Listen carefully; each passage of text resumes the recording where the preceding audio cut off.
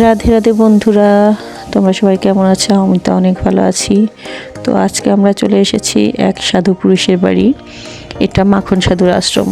ওই যে ওনাকে দেখতে পাচ্ছ ভেতরে মূর্তিটা, উনি একজন যোগী পুরুষ, মাখন সাধু।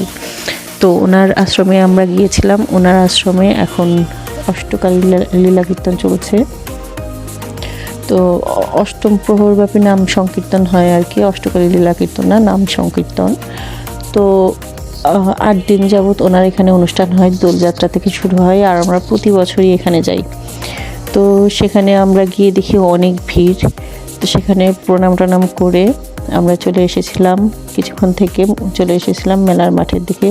প্রতিবার যেখানে মেলার মাঠ বসে, মেলা বসে, সেখানে এবার বসেনি, তো পেছন দিকে বসেছে। তো সেখান দিয়ে ঘোরাঘুরি করছিলাম, যেহেতু ওখানে বসার জায়গা ছিল না, দাঁড়াতেও অনেক সমস্যা হচ্ছিল, অনেক মানুষের ভিড়ে, আসলে জায়গাটা অনেক ছোট, তো এই জন্য আর কি। তারপরে এই তো মেলার মাঠ দিয়ে একটু ঘোরাঘুরি করছিলাম। এখানে এই পোড়া বাতাসাগুলো আমার অনেক পছন্দ, এগুলোই কেনাকাটি করছিলাম। তারপর এখানে চলে আসলাম, ফুচকা, অনেক রকমের টক জল আছে। তো ফুচকার দাম শুনে আমরা ফুচকা খাইনি সেখান থেকে।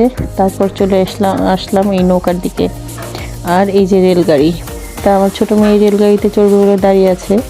আর আমরাও নৌকাতে চড়ার জন্য টিকিট কেটে নৌকাতে উঠে বসলাম। তো নৌকাতে চড়ার আনন্দই আলাদা। আমার তো অনেক ভালোও লাগে, আবার ভয়ও করে।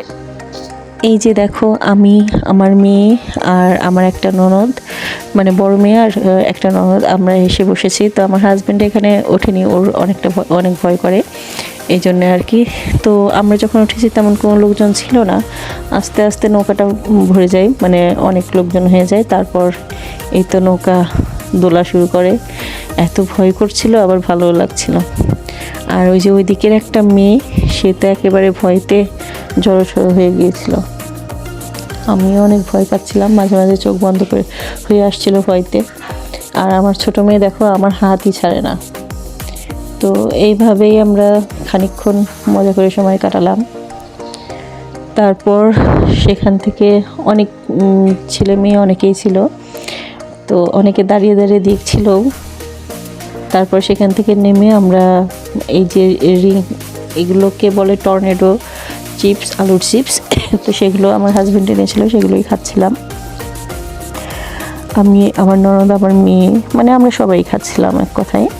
সবাই সেখানে এগুলো খাওয়া দাওয়া করে আবার মেলার মাঠ দিয়ে একটু ঘোরাঘুরি করে, তো এগুলো দেখছিলাম, এই কাঁকড়া ক্লিপসগুলো দেখার পরে তা এগুলো অনেক দাম চাচ্ছিল এখানে। তো এইখানে অনেক চুড়ি টুড়ি ছিল, দেখতে ভালোই লাগছিল।